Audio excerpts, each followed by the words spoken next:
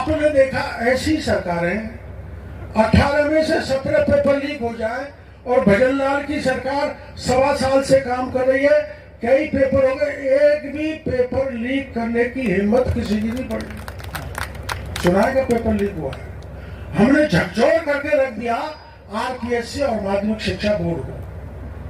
हम गहलोत की ईमानदारी पे किसी प्रकार का मैं प्रश्न चिन्ह नहीं लगाना चाहता, लेकिन ये दुर्भाग्यपूर्ण है कि जो भविष्य के लिए तैयारी करे वो बच्चा, उसका पेपर लीक हो जाए।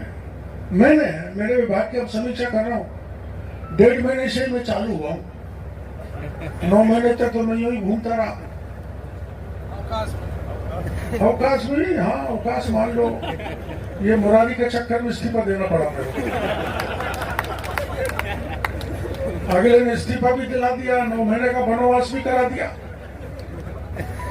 तो मैं इस बात का भरोसा आप लोगों को देना चाहता हूं, किसान की जो भी योजनाएं, फर्टिलाइजर, पेस्टिसाइड, सीड, केंद्र और दिल्ली की जितनी भी योजनाएं मैं इसमें लगा हुआ हूं कि किसी प्रकार का लीकेज नहीं हो, किसी प्रकार का लीकेज नहीं हो और किसान के घर तक केंद्र या राज्य की सरकार का फायदा पहुंचना चाहिए। चाहे वो हमारे काम में, कृतित्व में कोई कमी हो तो लोकतंत्र में आपका अधिकार है, बोले, कम से कम मैं बुरा नहीं मानूंगा।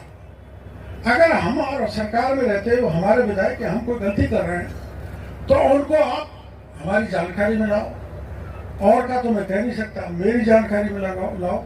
मेरे विभाग ही नहीं, किसी भी विभाग में दौसा में कोई गड़बड़ घोटाला होता है और जनता को फायदा नहीं मिले, अधिकारी काम नहीं करें, तो अधिकारी को 48 डिग्री के टेम्परेचर में दौड़ लगवाने की जिम्मेदारी मेरी।